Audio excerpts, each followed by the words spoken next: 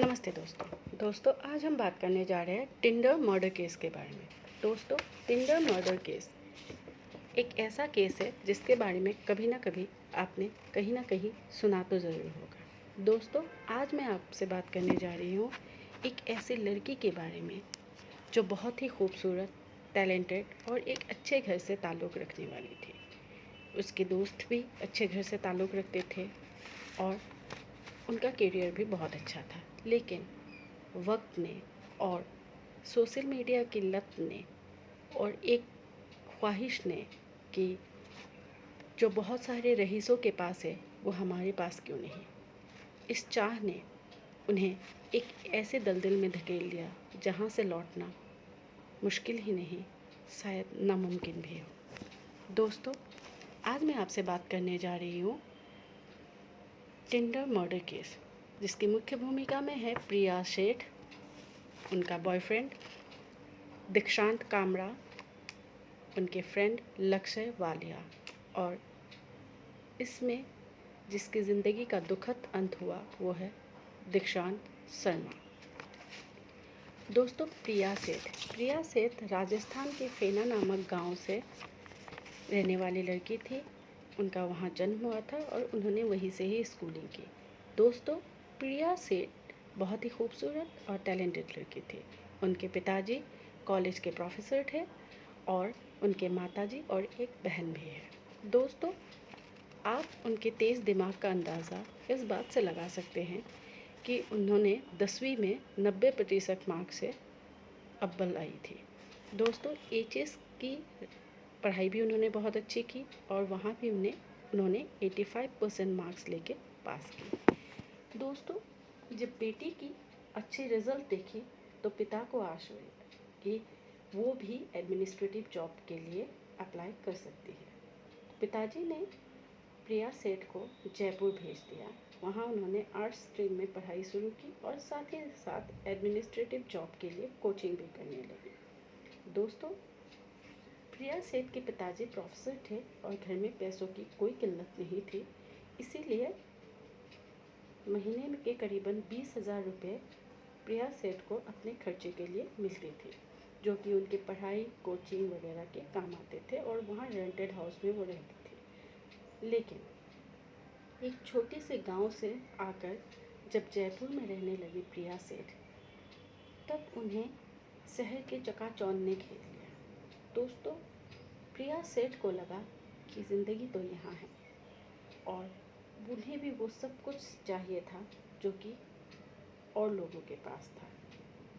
फिर दोस्तों, उनके कपड़े, उनके जूते, उनके फैशन, उनके क्लब के खर्चे में पैसे जाने लगे और उनको पैसों की दिक्कत होने लगी, क्योंकि पिताजी एक गवर्नमेंट जॉब में थे और वो बेतहासा पैसा उन्हें नहीं दे सकते थे। जितना हो सके वो देते थे, लेकिन घर में बहन भी थी और घर वालों को भी देखना था।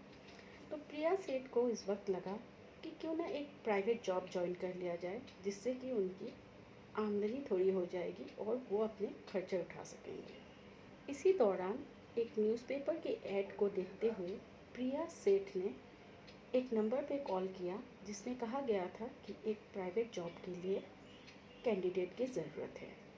फिर प्रिया सेठ ने जब उस कॉल पे बात की तो थोड़ी ही बातों के दौरान उन्हें पता चल गया कि ये कोई प्राइवेट जॉब प्राइवेट कंपनी में देने वाली बात नहीं थी, ये थी एक एस्कॉर्ट सर्विसेज। दोस्तों, एस्कॉर्ट सर्विसेज उसी को कहा जाता है जिसमें कॉल गर्ल वगैरह प्रोवाइड की जाती है। प्रिया सेठ ने साफ मना कर दी कि वो इस काम को नहीं करेगी। फिर उस तरफ से एक ऑफ़र आया कि तुम मत करो, लेकिन तुम अपने फ्रेंड्स को बहला फुसला कर हमारे पास ले आओ और इसके बदले हम तुम्हें अच्छा पैसा देंगे। फिर दोस्तों, 2014 आते आते प्रिया सेठ ने इस काम को ज्वाइन कर लिया।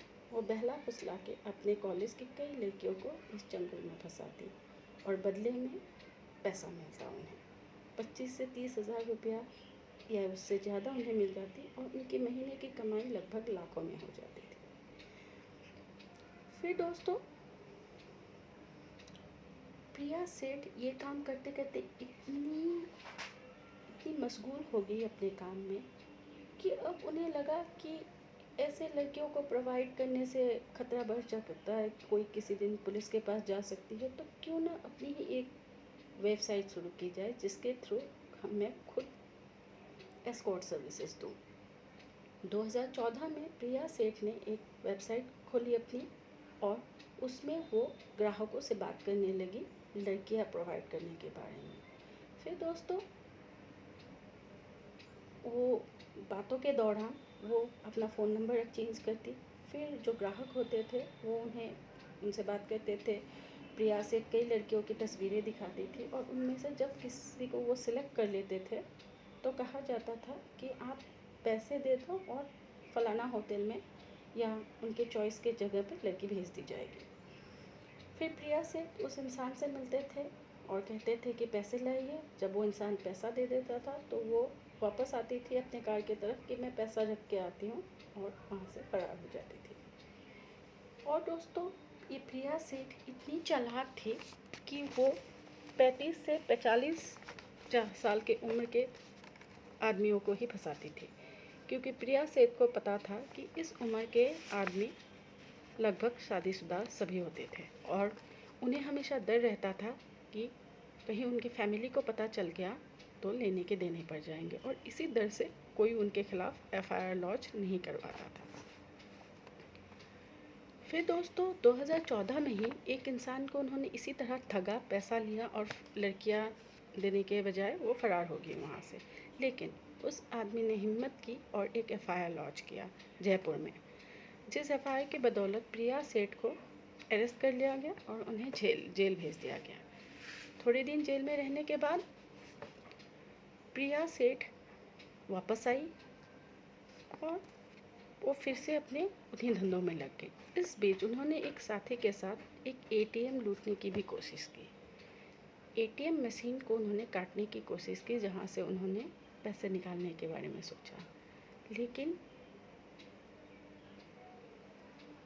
तब उन्होंने CCTV कैमरे में वो कैद हो गई, और बाद में पुलिस ने उन्हें पकड़ा। फिर से उन्हें जेल हुई, और वो फिर से थोड़े दिनों बाद बेल पे रिहा हो गए।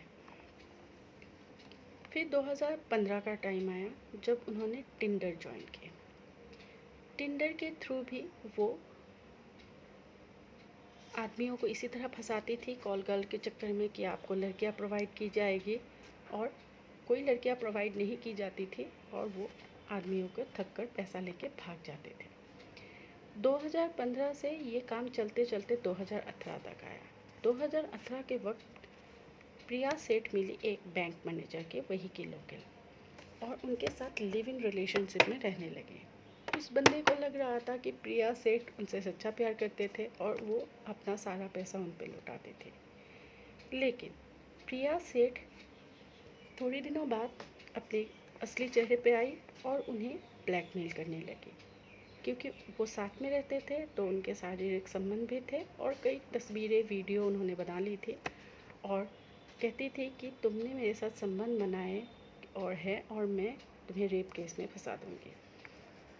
लेकिन उस बैंक मैनेजर ने हिम्मत की और पुलिस के पास जाके शिकायत कर दी। दोस्तों, प्रिया सेठ इतनी चालाक थी कि वो उस बैंक मैनेजर को व्हाट्सएप के ज़रिए फ़ोन करती थी ताकि वो फ़ोन कॉल रिकॉर्ड ना हो। लेकिन वो बैंक मैनेजर भी चालाक थे और उन्होंने दूसरे फ़ोन से उनका वो कॉल रिकॉर्ड किया, पुलिस को दिखाया। फिर जब पुलिस को पता चला कि प्रिया सेठ अपनी मर्ज़ी से इस इंसान के साथ रह रही थी, उनके साथ संबंध बनाती थी और बाद में उसी के ज़रिए उन्हें ब्लैकमेल कर रही थी, तो प्रिया सेठ को फिर से एक बार अरेस्ट कर लिया गया था, क्योंकि अब तक 2014 से वो करीबन 3-4 बार आदमियों को ठगने के लिए, ATM में चोरी करने के लिए उन्हें पकड़ा गया था। तो पुलिस को भी कहीं ना कहीं लगा कि ये लड़की एक हैबिचुअल ऑफेंडर है। दोस्तों, इसी बीच जब वो इजी मनी के लिए पहली बार वो 2014 में जेल गई थी, तभी से उनके घर वालों ने उनसे नाता तोड़ लिया था, क्योंकि वो बहुत समझा चुके थे प्रिया सेठ को कि ये सब मत करो, अपनी पढ़ाई पे ध्यान दो। लेकिन प्रिया सेठ को कोई ज़्यादा फ़र्क नहीं पड़ता था कि उनके घर वाले उनके साथ थे, उन्हें बुरा लगता है, उन्हें उससे मतलब नहीं था। तो प्रिया सेठ के पिताजी ने भी उन्हें अपने जायदाद से बेदखल कर दिया और उन्हें अपने फैमिली से लगभग निकाल दिया। फिर आया दोस्तों 2018 के अप्रैल महीने में, जब टिंडर पे वो मिली विमान कोहली नाम के एक करोड़पति बिजनेसमैन से, और अपने चालाक स्वभाव के कारण प्रिया सेठ उनसे बात करने लगी। टिंडर पे ही बात करते और यहाँ वहाँ की बातें करते अच्छी तरह से, क्योंकि प्रिया सेठ का यही काम था आदमियों का ठगना, या तो लड़कियाँ प्रोवाइड करेंगी इस चक्कर में या खुद ही इन्वॉल्व हो जाती थी उनके साथ। तो दोस्तों विमान कोहली भी उनसे इंटरेस्टेड रहे और उनसे बात करने लगे। फिर आया 2018 का मई का महीना। इधर प्रिया से विमान कोहली के साथ लगातार बातों में मशगूल रहती थी, लेकिन उसी बीच टिंडर पे ही प्रिया सेठ को अपना बॉयफ्रेंड मिला, दीक्षांत कामरा, जो कि उम्र में उनसे थोड़े छोटे थे और वो सिर्फ 20 साल के थे। दीक्षांत कामरा के पिताजी एक स्कूल में टीचर थे और वो अपने स्कूलिंग के बाद ही अपने घर से निकलकर दिल्ली आ गए थे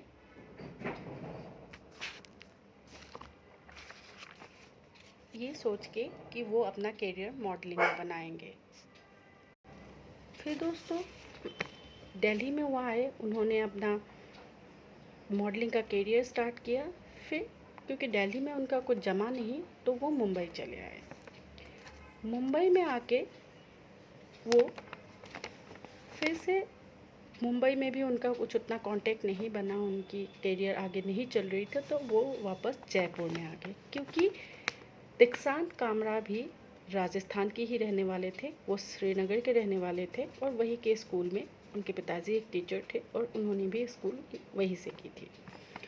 तो वापस वो राजस्थान के जयपुर में आके एक रेंटेड फ्लैट लेके वहाँ रह गए। उसी दौरान दीक्षांत को पता चला कि उनकी बचपन के दोस्त, जो कि स्कूल उन्होंने साथ में पढ़ते थे, लक्ष्य वालिया, वो भी शोबिज़ इंडस्ट्री में अपनी करियर बनाने के लिए जयपुर आए हुए हैं और जयपुर में ही सामने के एक फ्लैट में रहते थे। क्योंकि दोनों बचपन के दोस्त थे, स्कूलिंग साथ में की थी, श्रीनगर के ही रहने वाले थे, तो उन्होंने एक फ्लैट किराए पे लिया मालवीय नगर में जयपुर में और साथ में रहने लगे। यहाँ दोस्तों लक्ष्य वालिया के पिताजी नहीं थे, उनके सिर्फ माताजी थे और माताजी भी श्रीनगर के ही रहने वाले थे। दीक्षांत और लक्ष्य दोनों श्रीनगर के ही रहने वाले थे, एक ही जगह के, एक ही स्कूल में पढ़े, बचपन साथ में बिताया, तो उनके बीच अच्छी दोस्ती थी और वो दोनों साथ में रहने लगे। इसी बीच जब प्रिया सेठ और दीक्षांत टिंडर पे बातें करने लगे तो दोनों की मिजाज शौक मिलने लगे। बातों बातों में प्रिया सेठ, जो कि अब तक हज़ारों आदमियों को ठग चुकी थी, वो दीक्षांत के प्रेम में पड़ जाती है और वो दीक्षांत से सच्चा प्यार करने लगती है। फिर दोस्तों प्रिया सेठ जल्द ही दीक्षांत के साथ मालवीय नगर में शिफ्ट हो जाती हैं और वो एक फ्लैट में लिव इन रिलेशनशिप में रहने लगते थे, दीक्षांत और प्रिया। और सामने के ही फ्लैट में, एक दूसरे फ्लैट में लक्ष्य वालिया उनके दोस्त भी रहते थे। इन तीनों में अच्छी दोस्ती थी और वो साथ में रहा करते थे। उन्होंने अपना बहुत सारा वक्त साथ में बिताया, सबके मिजाज एक थे, सब ने अपना कैरियर, इन दो लड़कों ने, लक्ष्य वालिया और दीक्षांत ने अपना कैरियर मॉडलिंग और फिल्म इंडस्ट्री में बनाने की कोशिश की थी। और इसी बीच दीक्षांत कामरा, जो कि प्रिया सेठ के बॉयफ्रेंड थे, उन्होंने किसी प्रोजेक्ट में अपना पैसा लगाया था जो कि अपने घर से वो लेके आए थे, और उसमें उनको लॉस हो गई और इसी लॉस के कारण वो परेशान रहने लगे। फिर प्रिया सेठ को जब पता चला कि दीक्षांत के करीबन 21 लाख की उधारी है, तो प्रिया सेठ ने दीक्षांत के साथ मिलकर जिस चाल में और लक्ष्य वालिया को भी शामिल किया और उन्होंने एक प्लान बनाया कि किसी को किडनैप करते हैं, मार डालते हैं और उनसे फिरौती भी हासिल कर लेते हैं। इसी बीच प्रिया सेठ ने दीक्षांत को बताया कि दीक्षांत को टिंडर पे मिलने से पहले से वो एक आदमी को जानते हैं जिनका नाम विमान कोहली है और वो एक करोड़पति बिजनेसमैन है। फिर उन्होंने प्लान बनाया कि क्यों ना विमान कोहली, फिर सोचा क्यों ना उस करोड़पति बिजनेसमैन को किडनैप किया जाए, फिरौती लिया जाए और उसे मारकर कहीं फेंक दिया जाए।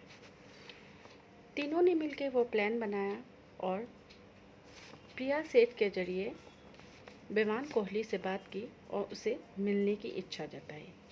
विमान कोहली, जिनका असल में नाम दुष्यंत शर्मा था, वो कोई करोड़पति बिजनेसमैन नहीं थे और वो टिंडर पे प्रिया सेठ से बात करते थे यूं ही। दोस्तों, प्रिया ने जब उन्हें मिलने के लिए बुलाया तो विमान कोहली उर्फ दुष्यंत शर्मा, उन्हें भी उसी दिन का इंतज़ार था और वो मान गए। और 2 मई 2018 को उन्होंने अपने पापा की एल्टो कार ली और चल पड़े जयपुर में प्रिया सेठ को मिलने के, क्योंकि दोनों जयपुर में यही रहने वाले थे। तो उसके फ्लैट में पहुंचते ही प्रिया सेठ ने दीक्षांत कामरा और लक्ष्य वालिया के साथ मिलकर विमान कोहली को बंधक बना लिया और उनसे पैसे मांगने लगे। इस वक्त दोस्तों, जब वो पैसे मांग रहे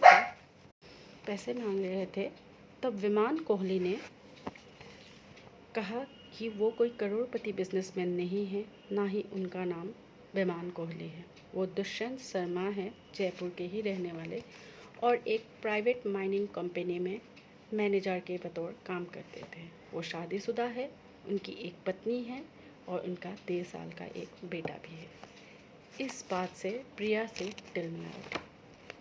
वो बहुत ही गुस्से में आई और उन्होंने दुष्यंत शर्मा का पर्स चेक किया, जिसमें उन्हें उनका आईडी कार्ड मिला, जिसमें चेहरा तो विमान कोहली का था पर नाम दुष्यंत शर्मा था। और प्रिया सेठ को समझते देर नहीं लगी कि विमान कोहली कोई करोड़पति बिजनेसमैन नहीं है, बल्कि उनका नाम दुष्यंत शर्मा है और एक वो मामूली से कंपनी में मैनेजर के बतौर काम करते हैं। प्रिया सेठ इतने गुस्से में आई कि वो अपने बॉयफ्रेंड दीक्षांत कामरा और फ्रेंड लक्ष्य वालिया के साथ मिलकर पहले गला घोटा। फिर जब उन्हें लगा कि ये तुम नहीं मर रहा है तो लक्ष्य वालिया ने तकिए से उनका मुंह ढका। फिर भी जब वो बेहोश हो गए पर मरे नहीं तो प्रिया सेठ किचन में गई, बड़ा सा चाकू निकाला और उन्हें चाकू से गोदकर मौत के घाट उतार दिया। दोस्तों, ये सब करते हुए उन्होंने उन्हें मार डाला। फिर उन्हें आइडिया आया कि क्यों ना इसके घर से फिरौती वसूल की जाती है। इस बीच जब 9 बजे तक दुष्यंत घर नहीं आया तो दुष्यंत के पिताजी ने उन्हें फ़ोन किया, जिनका नाम रामेश्वर शर्मा है। उन्होंने फ़ोन किया तो उनका फ़ोन एक बार बजा, लेकिन किसी ने काट दिया। फिर से जब करीबन 10 बजे रात को उन्होंने फ़ोन किया तो उस ओर से एक लड़की ने फ़ोन उठाया और कहा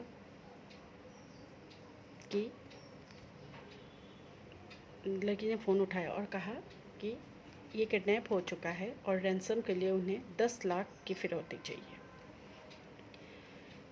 और फ़ोन काट दिया। दोस्तों, रामेश्वर शर्मा ने पूरी रात खोजने की कोशिश की अपने बेटे को, क्योंकि उनका बेटा बोल के गया था घर में कि एक बिजनेस मीट के लिए जा रहा है और जल्दी ही घर लौट आएगा।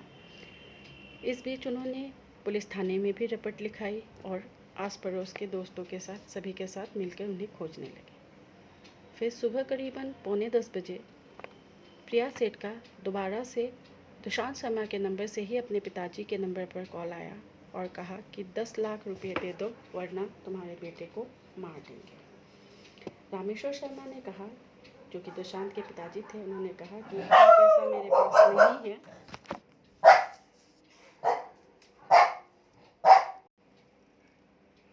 प्रिया सेठ ने कहा कि 10 लाख रुपए दे दो वरना तुम्हारे बेटे को मार डालेंगे। तब रामेश्वर शर्मा ने कहा, मेरे पास इतने पैसे नहीं हैं, पर मेरे पास 2-3 लाख रुपए हैं जो मैं तुम्हें दे सकता हूँ। फिर उस लड़की ने यानी कि प्रिया सेठ ने कहा कि तुम्हारे पास 20 मिनट है, तुम मुझे पैसे दृष्टांत शर्मा के अकाउंट में ट्रांसफ़र कर दो। रामेश्वर शर्मा जो कि अपनी ज़िंदगी की जमा पूंजी बैंक से अपने अकाउंट से अपने बेटे के अकाउंट में ट्रांसफ़र किया और व्हाट्सएप के ज़रिए वो रिसिप्ट अपने ही बेटे के नंबर पर दे दिया। फिर जब उन्होंने कॉल करने की कोशिश की उसी नंबर पर तो वो फ़ोन बंद आया। फिर रामेश्वर शर्मा दौड़े भागे, पुलिस के पास गए और सारा वाक़या बताया कि कैसे कल से उनका बेटा घर से बिज़नेस मीट के लिए निकला था, लेकिन कल से आज तक नहीं आया। और एक लड़की जो कि लगातार गालियाँ बक रही थी, उसने उससे पैसे मांगे और उन्होंने 2 लाख रुपए दे भी दिए और उसके बाद से उनका फ़ोन बंद है। फिर जब पुलिस ने इस वाक़ये को सुना तो उन्होंने कॉल डिटेल चेक की, तब पता चला कि एक नंबर पर दुशांत शर्मा की बहुत बातें होती थी और वही नंबर दुशांत शर्मा के नंबर के साथ एक ही लोकेशन में दोनों फ़ोन बंद होने तक मौजूद था। फिर पुलिस वाले भाग के गए और मालवीय नगर के उस फ्लैट में दबिश डाले, लेकिन वहाँ से उन्हें कुछ नहीं मिला। फिर दिन बीता, पुलिस वाले ढूंढ रहे थे।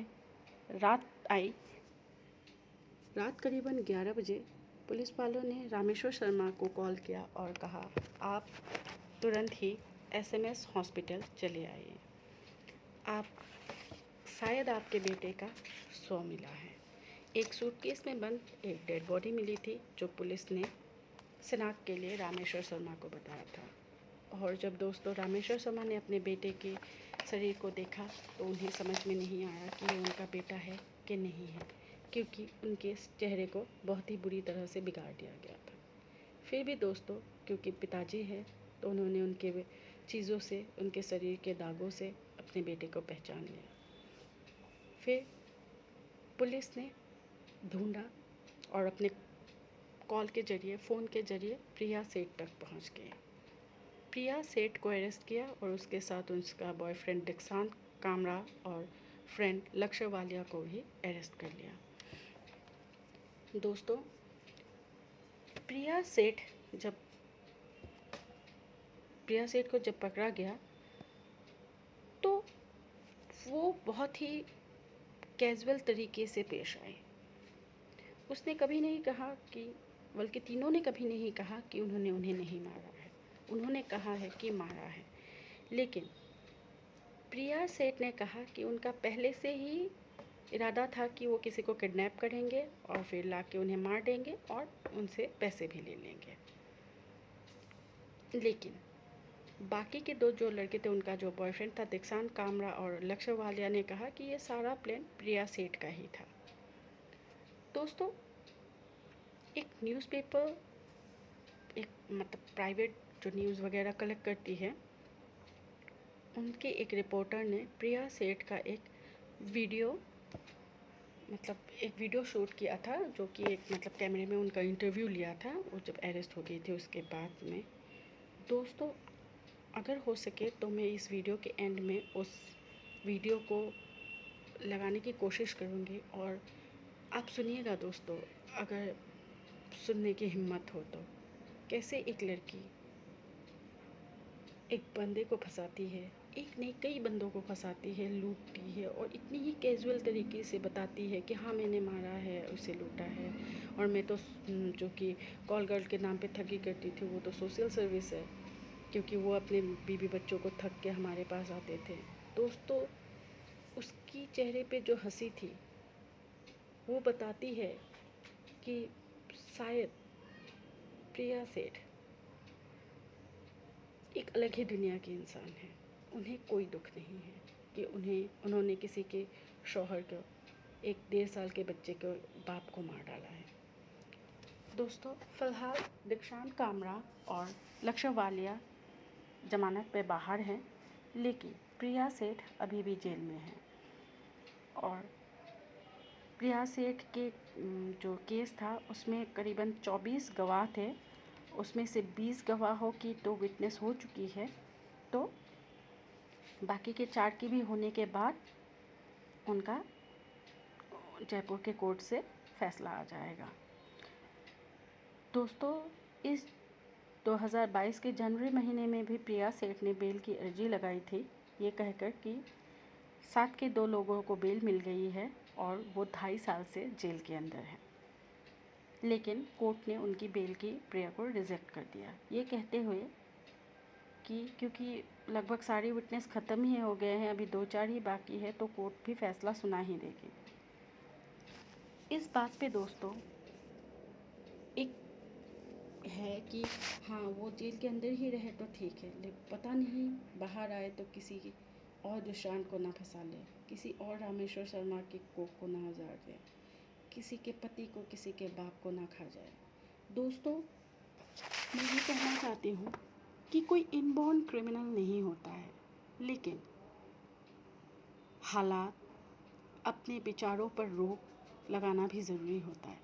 दोस्तों, हर किसी को हर कुछ चाहिए होता है, सबको करोड़पति बनना है, आज की दुनिया में सबको फेमस बनना है, लेकिन हमें अपनी असलियत भी जाननी होती है। आप मेहनत करो, किसी का हक को ना खाओ, किसी को मार कर अपनी दुनिया ना बनाओ। दोस्तों,